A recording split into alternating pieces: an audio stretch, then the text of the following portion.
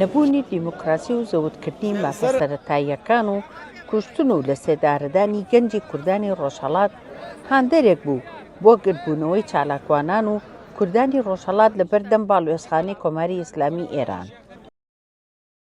سڵاو لێبێ پێشکی بەشخانەی کەناڵەکەتانەکە من ئاکار سەیدی لەمڕۆوە و بەردەوامیش نوێنەری کەناڵەکەم لە گردبوونەوەکانی کوردانی ڕۆژهەڵاتی کوردستان لە لەندەن و من بە هەموو توانایەکەوە ئامادەم و پشتگیری کوردانی ڕۆژهەڵاتەکەم و هەموو کاتی خزمەتی کوردانەکەم دژی ڕژێمی تیرۆریستی ئێران سوپاسانەکەم. ئەمڕۆ کوردێکی ڕۆژهەڵات بەشداریم کردووە لە خۆپیشاندان دژ بە کۆماری ئیسلامی ئێران، دژ بە زوڵم و نادادی کە دژ بە گەلەکەم دەکرێت لە ئێران کە مافیا ناسەدانمان نیە، مافی هیچ مافێکی سەرەتاییمان پێنادەن و لێرەوە ڕای دەگەێنم کە بەردەوام دەبین نەکەر ئەمڕۆ لە هەموو ڕۆژەکانی داهاتوودا لەو ڕۆژانی کە خۆپیشاندان دەکرێت دێین دەنگی خۆمان دەگەین بە دنیا لە وڵاتێکی گەورەی وەک بەریتانیا لە پێش کنسوڵی خۆیان دروشم دژ بە و کۆمارە دڕندەیە دەڵێن. ئەمڕۆ لێرە وەکو گەنجێکی ستەمدیدەی ڕۆژهەڵاتی کوردستان لەگەڵ هاوڕێیان لەگەڵ خۆپیشاندەرانی تری کورد کە هەمومان ئاوارە بووین، هەمومان لە زێدی خۆمان دەرکراوین، کۆبوونەوە بۆی پشتیوانی و پشتگیری لە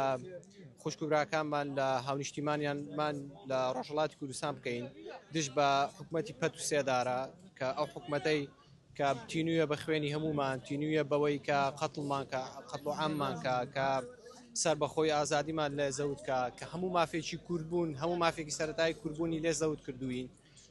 ئێمە ئەوڕۆ بەو هیوا کۆبووینەوە و هەر ئەمڕۆ نییە ڕۆژانی تریش داهاتوو هەر کاتێ پێمان بکرێت بتوانین کۆ دەبینەوە دەنگی خۆمان ئەو زوڵمە کە لێمان دەکرێت دەگەێنین بە هەموو دنیا بەتایبەت لە وڵاتێکی گەورەی وەکو بەریتانیا کە وڵاتێکی فرە ئازادیە کە وڵاتێکی پشتیوانی ئازادی دەکا ئێمە کۆبوونێتەوە بۆی دەنگی خۆمان بگەێنین بە ئەوان بوو بە هەموو جیهان نییە خەڵکی ڕۆژهەڵاتی کوردستانین وەکو کوردێکمە لە بەردەم سەفارەتی ئێران 2026 دژی ڕژێمی ئێران گربوونەیەکمان ساز کردووە، گربوونەیەکی دوور لە توندتیژی دوور لە شەڕ و ئاژاوە. ئێمە وەکو کوردانی ڕۆژهەڵات لێرین دژی حکوومەتی ئێران، دژی ئەوەین کە کوردان لە سێدارە دەن، دژی ئەوەین کە کوردی فەقیر کۆڵبەر لە سێدارە دەن. ئێمە لە تواناماندا هەیە تەنیا گربوونەیەکی هێمنانە لە بەردەم سەفارەتی ئێران داوای مافەکانی خۆمان بکەین،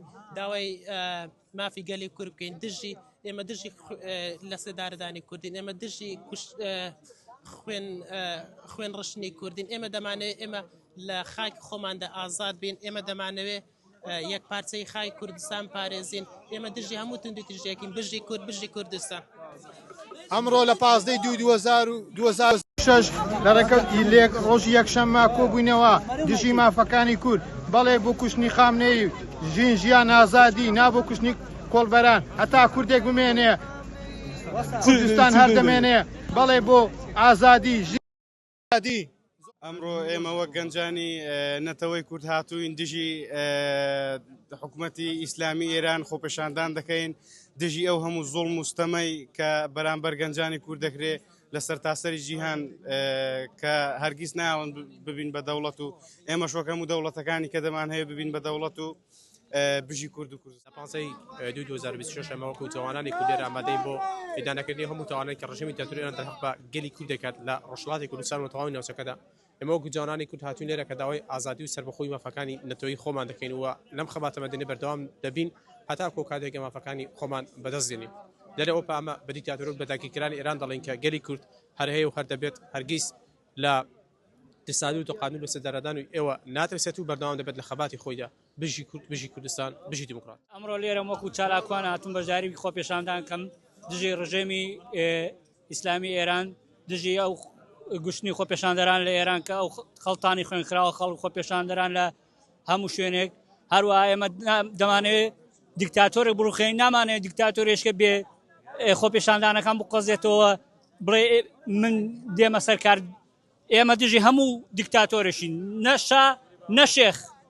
دەستا بەخێراتنی کەناڵەکەتانەکەم من وەکو سیارە حیمی ئەمڕۆ بەژابن لە خۆپیشاندانێک لە بەردەم کۆسڵخانەی ئێرانە بە دروشمی ژن ژیان ئازادی مەرگ بۆ خامنەی دژی ئەو چەسانەوەی کە بەرامبەر گەلی کورد دەکرێت هیوادارین کە گەلی کورد بتوانێت ئازادی بەدەست بێنێت و بێتە خاوەنی دەوڵەتی خۆی و بتوانانی بە ئازادی لە وڵاتەکەی خۆمان دابژین. زۆر سپاسانەکەم بخێر بەخێرانی گەڵاکەتان دەکەم. زۆر سپاس بۆ تۆ کاگەکەم، سپاس بۆ تۆ خانم کە ئەم دەرفەتتان پێبەخشین بتوانین دەنگی خۆمان بگەینین بە هەموو جیهان. ئێمە لێرەکانە ئەمڕۆ لێرەین بۆ داواکردنی مافەکانمان، بۆ پشگیری لە برا ڕۆژهەڵاتیەکانمان کە لێکانە خەریکی گیاندانن لەم خۆم پیشاندانەی دوایی کە زیاتر لە 33,000 کەس کوژراوە، 350,000 کەس بریندار بووە، زیاتر لە 10,000 کەس کوێرکراوە. ئەو هەموو ئەشکەنجەیە کە دەدرێت لە ناو خۆ پیشاندانانە بەپێی ڕێکخراوەکانی مافی مرۆڤ کە لە 26 یەکدا بڵاو کراوەتەوە کە تەواو خەڵتانی خوێند کراوە ئێران. ئەو ڕژێمێکی ئێستا حکمی ئێران دەکا پێویستە کۆتایی پێبێت. هەر وەکو لەم دوایانەش لە مانگی لە سەرەتای مانگی دوودا ئاشکرا بوو کە یەکێتی بە ئەوروپا سوپای پاسدارانی لە خستە ناو لیستی تیرۆرەوە لە کاتێکدا ئێمە 45 ساڵە داوا دەکەین کە ئەمە تیرۆرستە کاتی ئەوان تازە هەستی پێ دەکەن. زۆر سپاسیان بەشی کوردی کوردستان. زۆر سپاس بە خێراتنی کەناڵەکەتان دەگەین، سپاس بۆ دەرفەتێکە بێمەتان بەخشی بۆ گەیانی دەنگی خۆمان بە هەموو جیهان. ئێمە کوردای ڕۆژاوە لێرەکانە کۆبوونێتەوە بۆ دژی زوڵم و زۆرداری ئێران کە لە کوردی دەکات، هەوڵی سەرکەوتنیان دەکات، هەوڵی لەناوبردنیان دەدا لە هەموو لایەکەوە و ئێمە خڕبووینەتەوە دژی ئەوەی کە ماف بە کورد بدرێت، مافی هەموو شتێکی پێ بدرێت لە هەموو لایەکەوە لە هەموو ڕێکەوە و دژی ئەو خۆپیشاندانانەین کە کوشتنی خۆپیشاندانەی کە لە ئێران دەکرێت و هیوادارین ڕابگیرێت و هیوادارین کورد دەوڵەتی خۆی بەدەست بێنێت. زۆر سپاسان دەکەین. بۆیە من بە گرنگ ێزانم کە نوێنەری ئەم کوردانی ڕۆژهەڵات بم چکام گەنجانە کە لێوەی بینین هەمووی کۆمەڵی گەنجن، هیچ کەسێکیان حاڵ و خێزان و هیچ کەسێکیان لێرە دەنیە. ئێمە بەمانەوێت دەنگی خۆمان لە ڕێی منەوە یا لە ڕێی کەناڵەکە ئەو خەڵکانە هەمومان دەنگی خۆمان بگێنین. زۆر سپاس. هیوا نادری ئەمڕۆ 15/2/2026 ڕۆژی یەکشەمە ئێمە وەکو کوردانی ڕۆژهەڵاتی ئێران هاتوین بۆ بەردەم سەفارەتی ئێران بۆ چالاکی خۆپیشاندانەی دژی حکوومەتی بەعسی ئێران، دژی ئەو زوڵم مستەمەی کە بە تایبەتی لە کوردانی ڕۆژهەڵات دەکرێت، دژی سێدارە، دژی ئەو خوێنڕشتنە بە تایبەتی و خۆپیشاندانە کوشتنە ئەنقەسەکان. ئێمە وەکو کوردان ڕۆژە هەفتانە ماگانە تێن بۆ خۆپیشاندان بۆ بەردەم سەفارەتی ئێران بۆی هەموو جیهان بزانێت کە کوردستان و کوردی بە تایبەتی ڕۆژهەڵات چ زوڵم مستەمێکی لێگرێت لە ڕژێمی بەعسی ئێرانەوە. من ڕۆڵەی کانیسانان و مەریوانی نیشتیمانی دایکم و هەڵهاتووی پەتی سێدارەی تارانم. ئەمڕۆ لێرم تا پێتان بڵێم کە تەنها بەجەستە ڕزگارم بۆ بەدڵ و بەگیان لە سنگەرەکانم دژی خامنەی قاتڵ هەمووان ئەمڕۆ لێرە کۆبووینەتەوە تا بە هەموو جیهانی بڵین تەمەنی ستەم کورتە ناتوانن بەرگەی ئیرادەی گەلێک بگرن کە تینووی ئازادیە. هەمووان ئەمڕۆ لێرە کۆبووینەتەوە تا پێتان بڵین هیچ هێزیەک ناتوانێت دەنگی ئێمەی کورد کب بکات و ئەگەر تەنها دەنگێکمان لە سێدارە بدەن هەزاران دەنگمان لە شەقامەکان دژی ڕژێمە دیکتاتۆرەکەی خامنەی قاتڵ دەزرنگێت. کەناڵەکەتەکەم بیکەیفۆ ئێمە هاتوین دەنگی خۆمان بگەین داوای مافەکان بکەین و لە ماوەی پێشوو بەڕادەیەکی یەکجار زۆر کوشتاریشی یەکجار گەورە کرا لای ڕۆژهەڵاتی کوردستان هاتوین دەنگی خۆمان بگەین داوای مافەکانمان بکەین. ئێمە ناوەستین وەکو هەموو جارە دەین داوای مافەکانی خۆمان نەکەین. دروشمەکانمان بریتێ لە ژیان ئازادی بەسە کوشتنی خۆپیشاندەران. زۆر دەسپاسان دەکەم.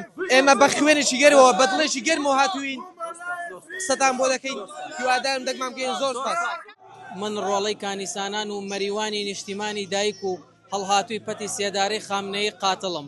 ئەمڕۆ لێرم تا پێتان بڵێم تەنها بەجەستە ڕزگارم بووە و بەدڵ و بەگیان لە سنگەرەکانی ڕۆژهەڵاتی کوردستانم. ئەمڕۆ لێرە کۆبووینەتەوە تا بە هەموو جیهانی بڵێن لە بەردەم سەفارەتی ئێران لە لەندەنی پایتەختی بەریتانیا کۆبووینەتەوە تا بە هەموو جیهانی بڵێن ناتوانن بە لە سێدارەدانی خامنەی قاتڵ دەنگی ئێمەی کورد کب بکەن. گەر دەنگێکمان لە سێدارە بدەن هەزاران دەنگمان دەبێت و لە شەقامەکانە دژی حکوومەتە باتڵەکەیان دەزرنگێتەوە. مەرگ بەر خام کوردانی ڕۆژهەڵات هاتوینە بەردەمی کۆنسڵخانەی ئێران دژی ئەو ستەم و نادادی کە حکوومەتی ئێران بەرامبەر کوردان ئەنجامی دەدا. ئێمە ڕۆکۆبوونەوەیەکمان لێرە سازداوە، دروشمەکانیشمان بریتە لە ژیان ئازادی و ڕووخان بۆ ڕژێمی دیکتاتۆری ئێران. بژی پێشمەرگا بژی کوردان سەرکەوتن بۆ کوردستان. بەخێر بێن. Today we stand here for the people of Iran and for the Kurdish people who have paid a heavy price for their rights. For decades, Kurds have faced discrimination for speaking their language, for expressing their identity, for asking for equality. Across Iran, people risk everything for dignity, freedom and justice. Thousands of people have been killed, thousands more in prison. Voices are being silenced. but the call for human rights will not stop. Human rights are not a crime. Kurdish rights are not a crime. Peaceful protesters are not a crime. We stand for justice, equality, and a future where no one is punished for who they are and what they believe. Human rights, freedom. ئەمڕۆ ئێمە وەکو کوردانی ڕۆژهەڵات لە 15/2/2026 لە بەردەم کونسوڵی ئێران ئامادە بووین و خۆپیشاندانمان ئەنجامدا لە بەرامبەر ئەو زوڵم و زۆردارەی کە لە ڕۆژهەڵات بەرامبەر ڕۆڵەکانی کورد ئەنجامەدرێ. ئێمە هەمومان وەکو کوردان لێرە ئامادەین و لە هەموو جیهان خۆپیشاندانەکەین و هیوادارم بکرێت کە بۆ ئەوەی دەنگمان بگا بە هەموو شوێنێک و هەموو لایەک کە ڕۆژانە ئەو زوڵم و زۆرداریە کە لە کورد دەکرێت هەموو جیهان ئاگادار بێ و لەم سەردەماکە لە ساڵی 2026 و لەم ژیانە دیموکراسیا کە چۆن مافەکانی کورد پێشێ لەکرێ و لە هەموو چوارپارچەی کوردستان کورد بە هەموو شێوەیەک بە ناشرینترین شێوە ئەکوژرێ. هیوادارم کۆتایی پێبێ. مارگ خامنەی دەسام لە 15/2026دا ئەمێوە گەنجانی کوردی ڕۆژهەڵات کۆبوونەوە لە بەردەم سەفارەتی ئێراندا بۆ ڕوخانی ئەو ڕژێم و پەتی سێدارە وەروە دیفاعکردن لە ڕۆکانمان و براکان و خوشکانمان لە ڕۆژهەڵات. هیوادارین هەموو تاکێشی بە شەڕەفی کورد کە لە لەندەنە لە کاتی خۆپیشاندانەکان ئامادە بێ بۆ ڕوخانی ئەو حکوومەتە فاشل و فاسیستە. سەرەتا بەخێراتنی کەناڵەکەتانەکەم ئەمڕۆ 15/2 توانیم بەشداری بکەم لە خۆپیشاندان دژی ئەو زوڵم و زۆردارەی کە لە ڕۆژهەڵاتی کوردستان بەرامبەر کوردان نەکرێ. خۆشبەختانە کوردێکی زۆر بەشداری بۆ هیوادارم زیاتر کوردان بەرەو خۆپیشاندانەکان لە هەموو جیهانە بەردەوام بم دژی ئەو زوڵم و ستەم و لە سێدارەدانی کە کوردانی ڕۆژهەڵات بژی کوردستان. ئەمڕۆ بە مەمەستی گربوونەوە دژی حکوومەتی پەت و سێدار ئێران لێرە گربووینەوە بەردەوام دەبین هەتا ڕوخانی ئەم حکوومەتە لە ڕێکەوتی 15/2 ئەمڕۆ ئێمە گربوونەوەمان ئەنجامداوە و هیوادارین هەموو کەس بەشدار بێ لەو گربوونەوە دژی ئەو زوڵمە لە کوردەکان دەکرێت دژی ئەو زوڵم و چەوسانەوەی کە لە کورد دەکرێت.